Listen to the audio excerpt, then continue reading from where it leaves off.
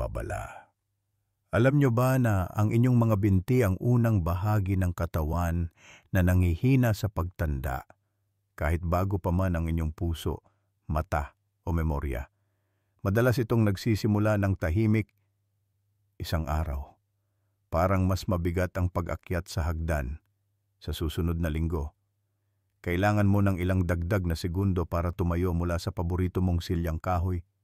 Pagkatapos, bigla na lang nagiging nakakapagod na gawain ang paglalakad papunta sa simbahan o kahit ang pagtayo lang sa kusina. Mahal na nakatatanda, kung pamilyar ito sa inyo, alalahanin ninyong hindi kayo nag-iisa sa buong Pilipinas. Libo-libong senior citizen ang nakakaramdam na nawawalan ng lakas, balanse, at kumpiyansa ang kanilang mga binti. Pero heto ang katotohanan, walang nagsasabi sa inyo na hindi lang ito simpleng pagtanda at hindi ninyo kailangang mamuhay ng ganito.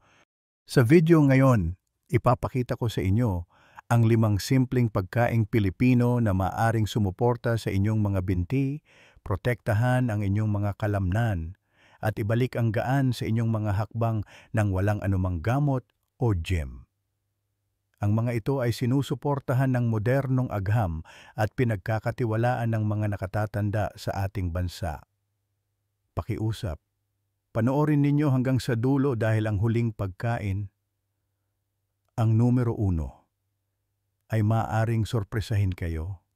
Madalas itong nasa inyong kusina na ngunit ginagamit sa maling oras. Bago tayo magsimula, gusto kong marinig ang inyong panig. Mula sa ang bahagi kayo ng Pilipinas nanonood at anong oras na dyan ngayon, pakitype ang inyong sagot sa comments sa ibaba. Kahit isang simpleng sandali mula sa inyong araw, lubos ko itong pinahahalagahan.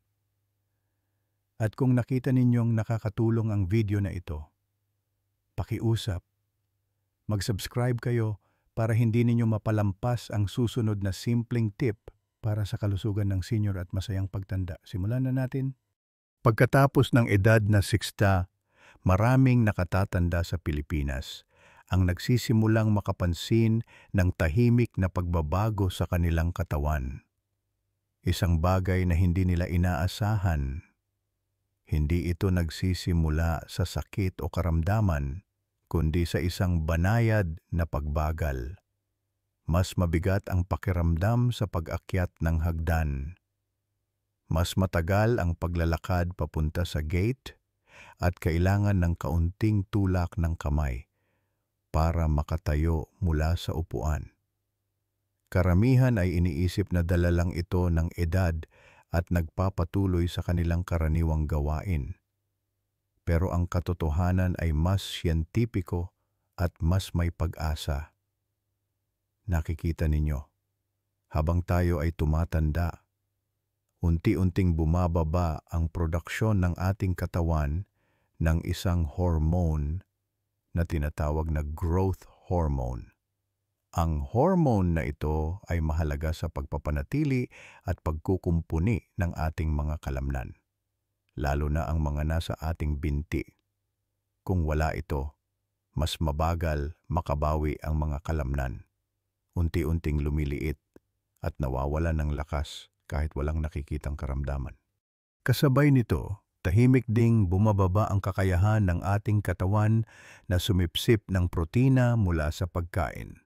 Kahit na kumakain ka ng parehong kanin at ulam tulad ng dati, maaaring hindi sapat ang nakukuhang nutrisyon ng iyong mga kalamnan para manatiling malakas.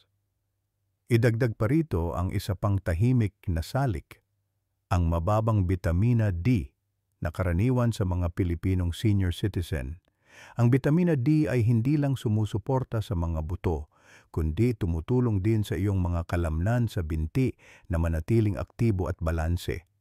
Kapag mababa ito, maaari kang makaramdam ng kawalan ng balanse habang naglalakad at tumataas ang panganib na madulas.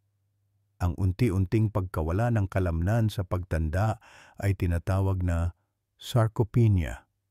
Isang salitang hindi pa naririnig ng maraming nakatatanda ngunit araw-araw nilang nararanasan. Ang sarcopenia ay hindi isang sakit tulad ng diabetes o high blood pressure. Ngunit ito ay kasing delikado dahil kapag humina ang mga kalamnan sa binti, naaapektuhan ang iyong balanse at kahit isang maliit na pagkadulas sa banyo ay maaring magdulot ng bali. Kapag nadapa ka na, papasok sa isip mo ang takot na madapa muli at dahil sa takot na iyon, magsisimula kang bawasan ang paglalakad. Hihinto ka sa paglabas para sa iyong pangumagang paglalakad, iiwasan ang mga hagdan ng simbahan, at magsisimulang umupo ng mas matagal sa maghapon. Ngunit narito ang tunay na panganib. Kapag huminto ka sa pagkilos, mas mabilis kang mawawala ng kalamnan. Ito ang hindi nakikitang siklo na bumibihag sa napakaraming Pilipinong nakatatanda, lalo na sa mga nakatira mag-isa o may malalang sakit sa kasukasuan. Hayaan ninyong ibahagi ko sa inyo ang kwento ni G. Jose Reyes, isang retiradong guro mula sa Cebu. Sa edad na 71, kailangan niya ng tungkod para lang makalakad sa loob ng kanyang bahay. Naniniwala siyang bumibigay na ang kanyang mga binti at ito na ang simula ng katapusan. Ngunit pagkatapos ng pagbisita sa isang physiotherapist at pagbabago sa kanyang dieta, mas maraming protina, ilang simpleng ehersisyo, nagsimulang magbago ang mga bagay-bagay. Sa loob ng 6 na linggo, hindi na niya kailangan ang tungkod. Nakakalakad na siya papunta sa kanyang altar at nasisiyahan na sa kanyang pangumagang kape sa hardin. Minsan niyang sinabi, "Akala ko wala na ang mga binti ko. Hindi ko alam na kailangan lang pala nila ng atensyon. Kaya, mahal na tagapakinig, pakiusap, tandaan na ang inyong mga binti ay hindi tumatanda. Sila ay humihingi lamang ng pangangalaga sa tamang pagkain, banayad na ehersisyo, at kaunting sikat ng araw. Maibibigay ninyo sa kanila ang pangangalagang iyon. Dahil ang malakas na mga binti ay hindi lang nakakatulong sa inyo na maglakad, hawak nila ang inyong kalayaan, ang inyong dignidad, at ang inyong kasarinlan. At iyan, sa yugtong ito ng buhay ay mas mahalaga kaysa sa anupaman. Habang tayo ay tumatanda, isa sa mga pinakamahalagang bagay na nagsisimulang mawala sa atin, madalas nang hindi natin namamalayan, ay ang tahimik na lakas sa ating mga binti. Ito ang mga mismong binti na dating naglalakad papunta sa palengke, matiyagang nakatayo sa mga okasyon ng pamilya, madaling umaakyat sa mga hagdan ng simbahan, at nagdadala ng mga kagalakan at pasanin ng isang buong sambahayan. Ngunit sa isang punto pagkatapos ng edad na 16 may nagsisimulang magbago. Maaaring hindi ka makapansin ng sakit at maaaring hindi ka makakita ng pamamaga, ngunit parang may nawawalang gaan. Medyo bumabagal ka sa paglalakad. Humihinto ka sandali bago tumayo. Bahagya kang sumasandal habang tumatayo mula sa paborito mong silyang kahoy malapit sa beranda. Ang karanasang ito ay hindi bihira sa ating bansa. Libu-libong senior citizen, lalo na ang mga higit sa 65 ay tahimik na nakakaranas ng parehong panghihina. Ngunit heto ang isang mahalagang bagay, hindi lamang ito dahil sa edad. Ang iyong katawan ay hindi sumusuko. Ito ay humihingi lamang ng mas mahusay na suporta.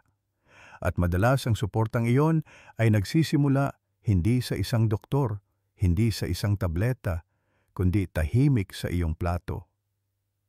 Ngayon, hayaan ninyong ibahagi ko sa inyo ang 3 simpleng pagkain, simple, pamilyar, at madaling matagpuan sa karamihan ng mga kusinang Pilipino na maaaring lubos na sumuporta sa inyong mga binti at ibalik ang kanilang nakatagong lakas.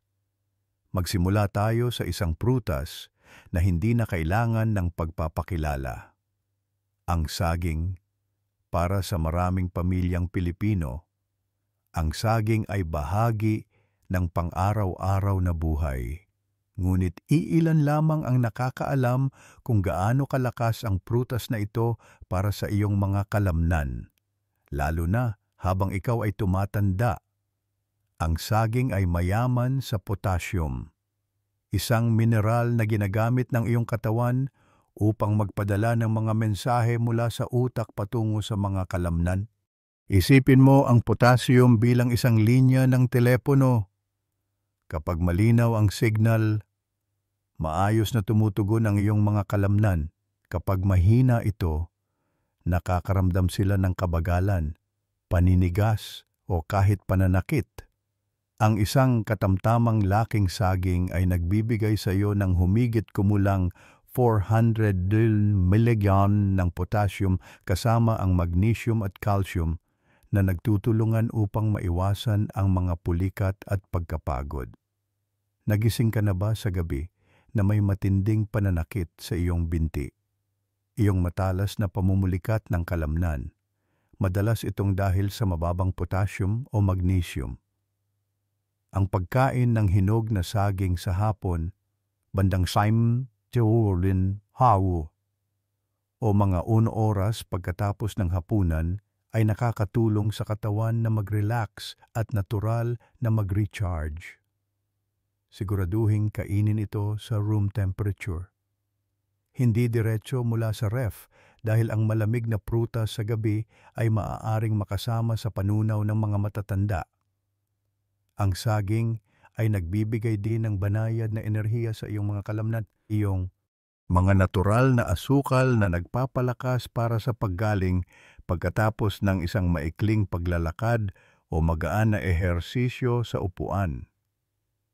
Kahit si Arnold Schwarzenegger, nakilala sa kanyang malakas na katawan, ay nagdaragdag ng saging sa kanyang pang-araw-araw na protein shake. Hindi para sa lasa, kundi para sa suporta sa kalamnan. Ngunit siyempre, ang saging lamang ay hindi sapat. Mas epektibo ito kapag isinama sa iba pang mga nutrisyon, lalo na ang bitamina D.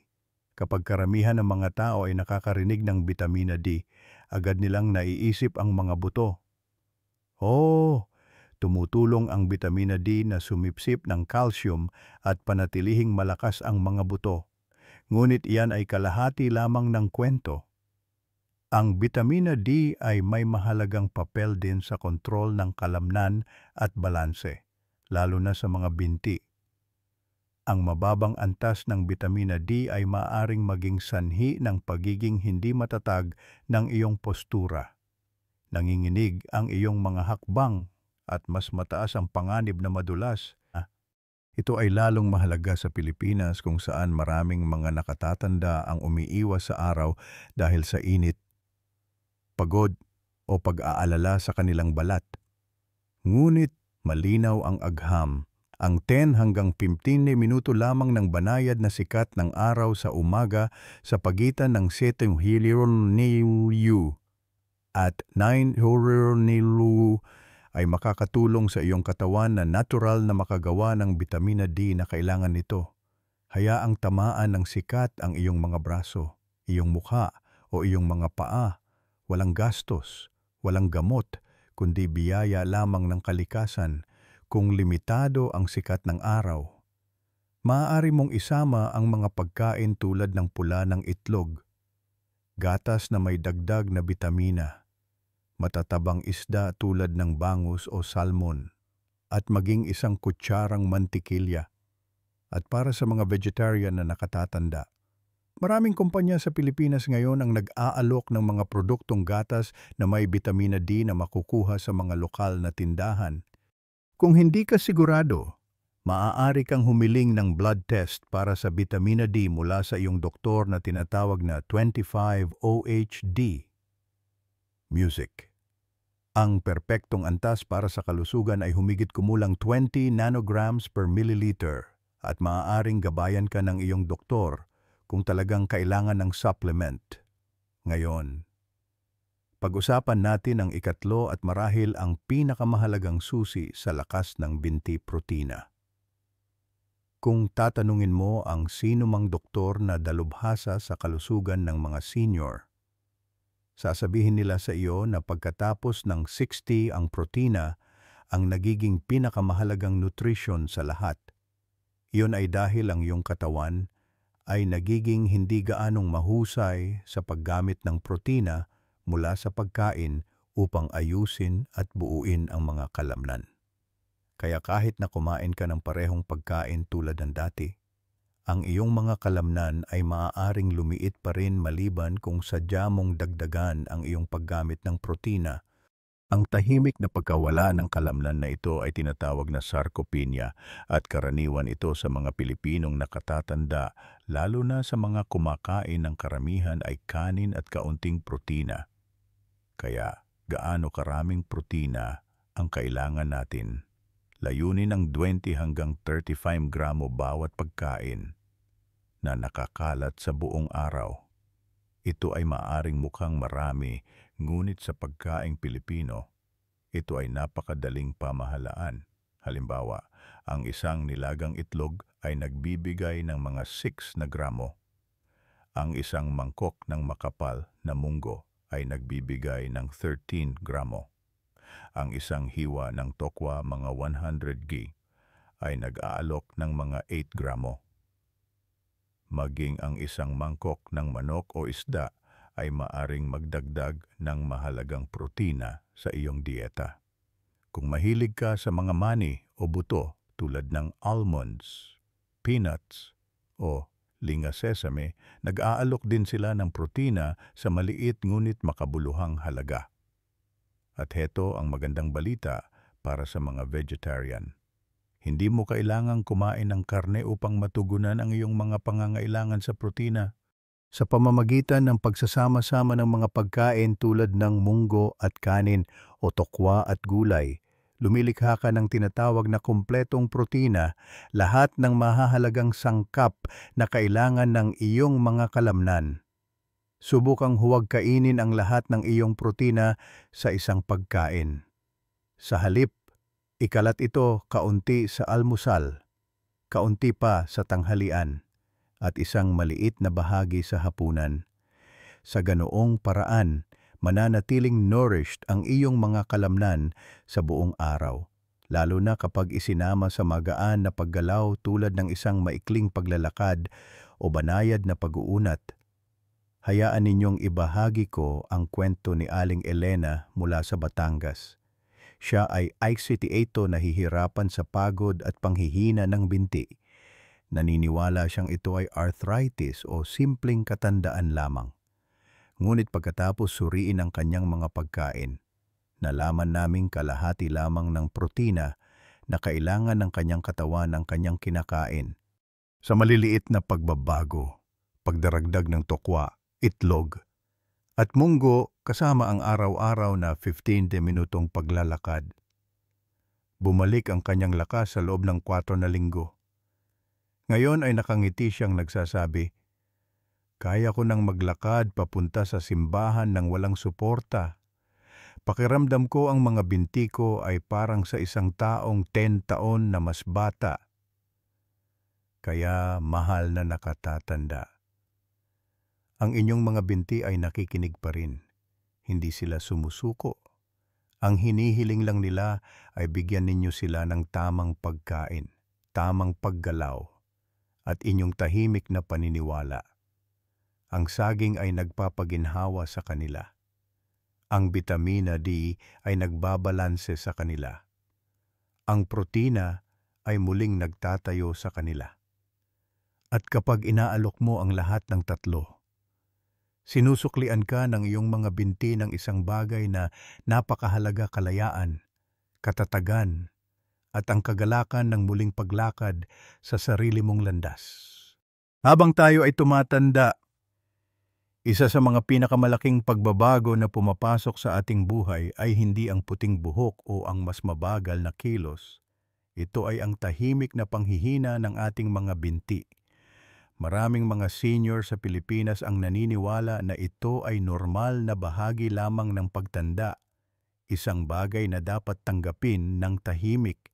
Ngunit ang katotohanan ay maraming pang-araw-araw na gawi na ginagawa ng walang kamalayan ang maaaring tahimik na nagpapabilis sa panghihinang iyon nang hindi natin namamalayan.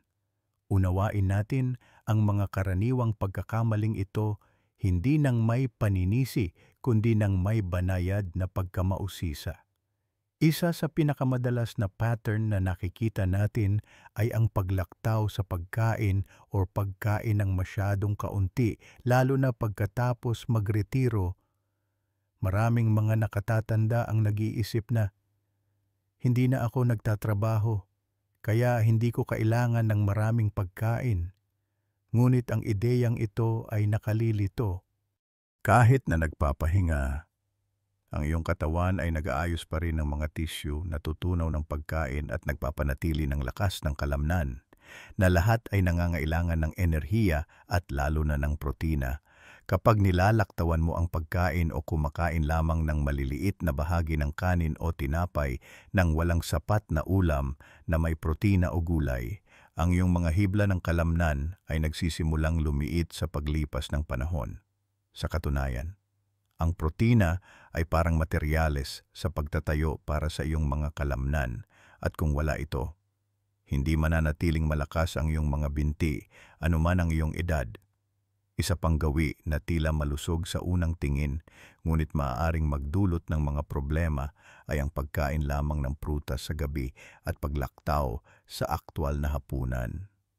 Oo, mabuti ang prutas, ngunit hindi ito nagbibigay ng sapat na protina, taba, o calories upang mapangalagaan ang iyong mga kalamnan pagkatapos ng isang mahabang araw. Sa paglipas ng panahon, ang magaan na pagkain na ito ay maaaring humantong sa mahinang paggaling at mas mababang enerhiya, lalo na sa iyong mga binti.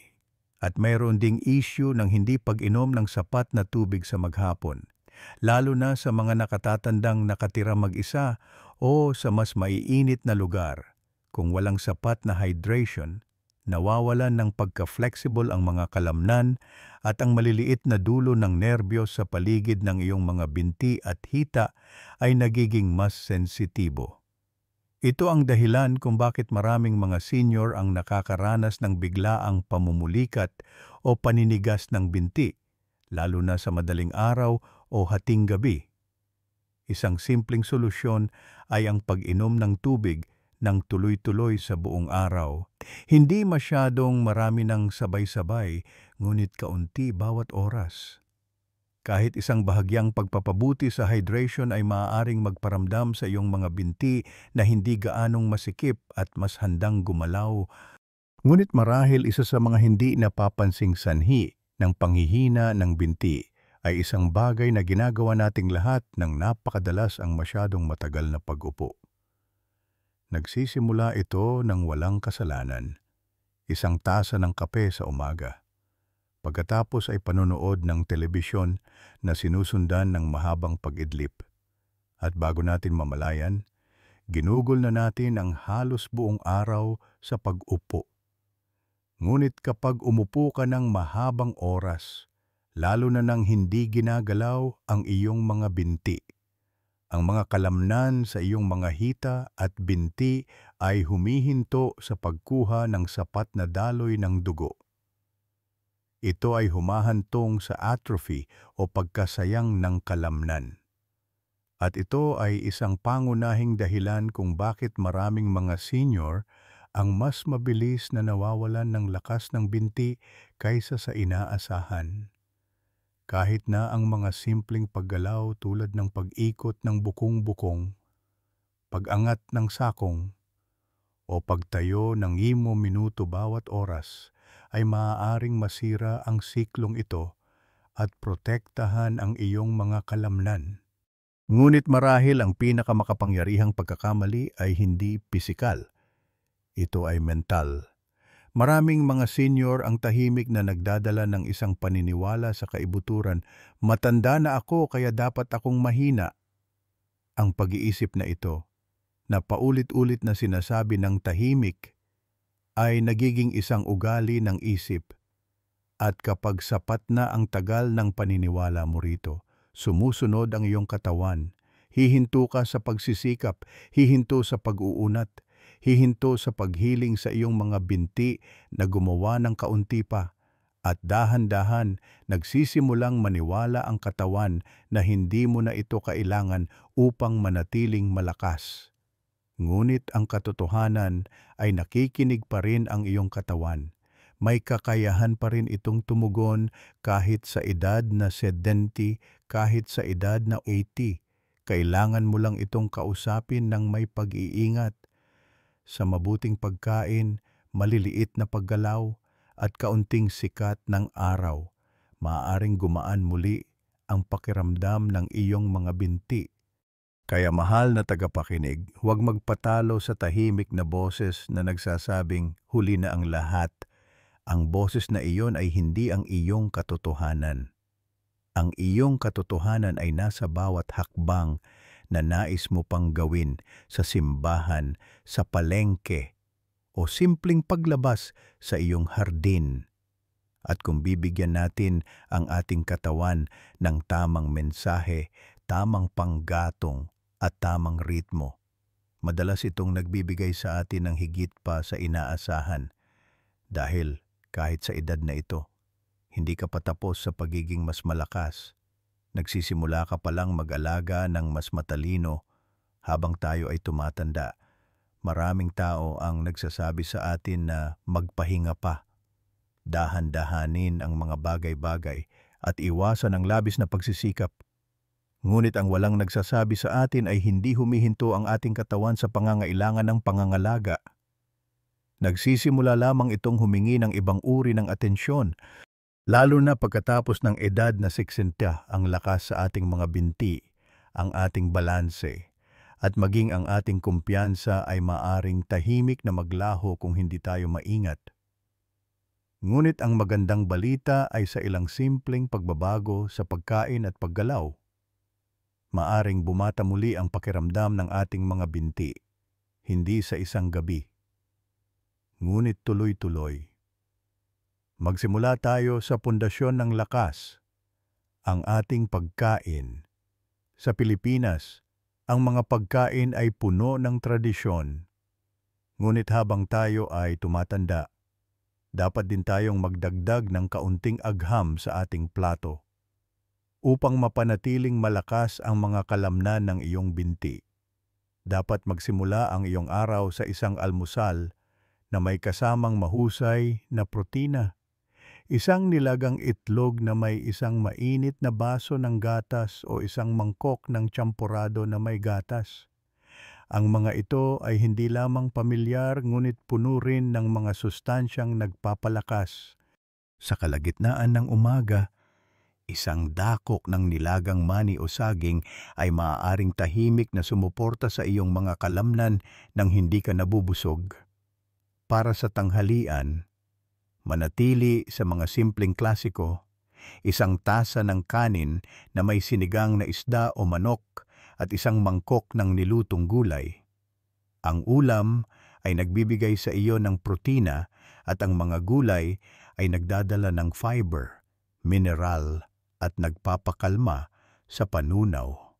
At sa gabi, sa halip na laktawan ang hapunan o kumain lamang ng prutas, subukan ng isang nakakaginhawang mangkok ng lugaw na may manok at itlog na ipinares sa malambot na nilutong kangkong o isang hiwa ng tokwa.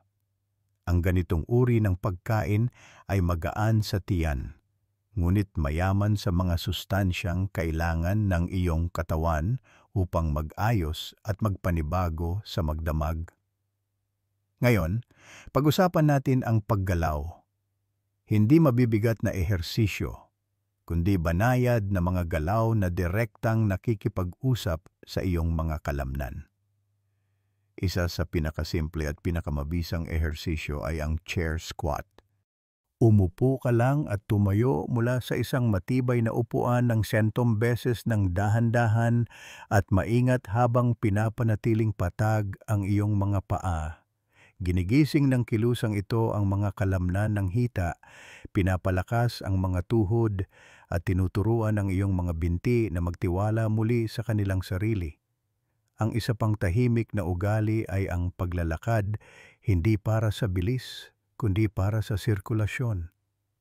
Maglakad ng 10 minuto sa paligid ng iyong bahay, iyong balkonahe o iyong bakuran. Kahit na mabagal na mga hakbang ay mahalaga hanggat sila ay matatag. At kung maaari kang gumamit ng isang light resistance band upang dahan-dahang hilahin ang iyong mga binti o iunat ang iyong mga braso habang nakaupo. Ang maliliit na pag-uunat na ito ay tumutulong sa iyong mga kalamnan na manatiling gising, manatiling bukas ang iyong mga kasukasuan, at manatiling tuwid ang iyong postura. Kahit na 5 minuto sa isang araw ay maaring magparamdam sa iyong mga binti na mas buhay, hindi masikip, hindi pagod, ngunit tahimik na handa. Maraming tao ang nagtatanong, sapat na ba talaga ito? At doon, lagi kong ibinabahagi ang sinabi ni Arnold Schwarzenegger, huwag mag-isip, gawin mo lang. Si Arnold, na ngayon ay mahigit 70 na, ay patuloy na sinasanay ang kanyang katawan sa mga simpleng gawi, hindi mabibigat na timbang, kundi pagiging pare-pareho at pag-aalaga. Kumakain lamang siya ng 2 beses sa isang araw. Iniiwasan ang labis na pagkain at pinapanatiling payat ang kanyang katawan upang hindi kailangang magdala ng labis na taba ang kanyang mga kalamnan. Ang kanyang routine ay hindi komplikado. Ito ay tungkol sa pagkain ng totoong pagkain, paggawa ng mga pangunahing paggalaw, at pagtitiwala sa iyong katawan na tumugon.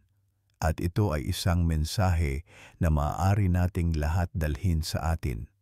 Hindi mo kailangan ng gym, hindi mo kailangan ng mga protein powder. Kailangan mo ang iyong kusina, ang iyong kalooban, at isang katawan na nakikinig pa rin sa iyong pangangalaga. Kapag kumain ka ng may intensyon at kumilos ng may pasensya, kahit ang isang 70 taong gulang na binti ay maaaring maging parang 50. Kaya, mahal na nakatatanda, ang inyong kalusugan ay hindi nasa likuran ninyo. Abot kamay pa rin ito sa bawat hakbang na pipiliin ninyong gawin mula ngayon. Ibigay sa inyong mga binti kung ano ang tahimik nilang hinihiling sustansya, paggalaw, at ang inyong paniniwala na mahalaga pa rin sila. Dahil mahalaga sila, dala nila hindi lang ang iyong katawan, kundi ang iyong buhay, isang kumpiyansang hakbang sa bawat pagkakataon. Kaya mahal na nakatatanda, kung may isang mensahe akong nais iwan sa inyo ngayon, ito iyon. Ang malakas na mga binti ay nangangahulugang malayang buhay.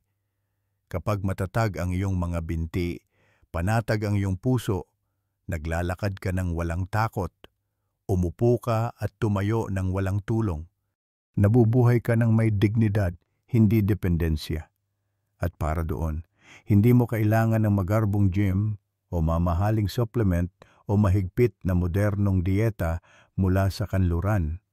Ang tunay na kailangan ng iyong katawan ay 3 bagay: tunay na pagkaing Pilipino, maliliit na tuloy-tuloy na gawi, at ang iyong banayad na pangangalaga, isang mangkok ng mainit na ulam na may sabaw, isang nilagang itlog sa almusal, isang tahimik na paglalakad pagkatapos ng tanghalian.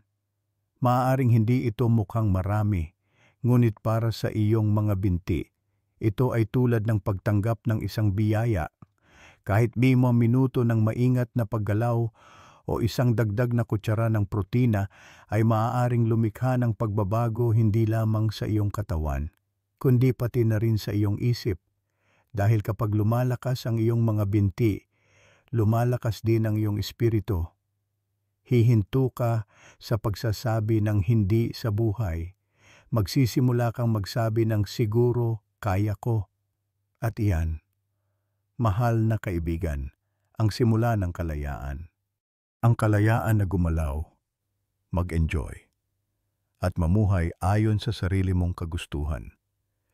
Kaya kung ngayon ay isang bagay lang ang babaguhin mo, hayaan mong ito na iyon. Magdagdag ng isang itlog o isang hiwa ng isda sa iyong plato. Pasasalamatan ka ng iyong mga binti. Marahil hindi bukas, ngunit tiyak na 5 taon mula ngayon. kung naantig ng mensaheng ito ang iyong puso. Gusto kong malaman, pakitype ang mga salitang malakas na binti sa mga komento para malaman kung kasama ko kayo sa paglalakbay na ito. At kung nakita mong nakakatulong ang video na ito, pakiusap mag-subscribe. Hindi para sa akin, kundi bilang isang tahimik na pangako na mas alagaan ang iyong sarili. Maaari mo ring ibahagi ito sa isang taong malapit sa iyo, isang kapitbahay, isang pinsan o isang kaibigan na nakakaramdam ng panghihina o kawalan ng katiyakan sa kanilang mga paa. Minsan, isang maliit na pagbabago lang na ibinahagi sa tamang oras ay maaring magbago sa buong buhay ng isang tao. Hanggang sa muli nating pagkikita, naway maging matatag ang iyong mga hakbang, magaan ang iyong puso, at puno ng galaw at kagalakan ang iyong mga araw. Namaste.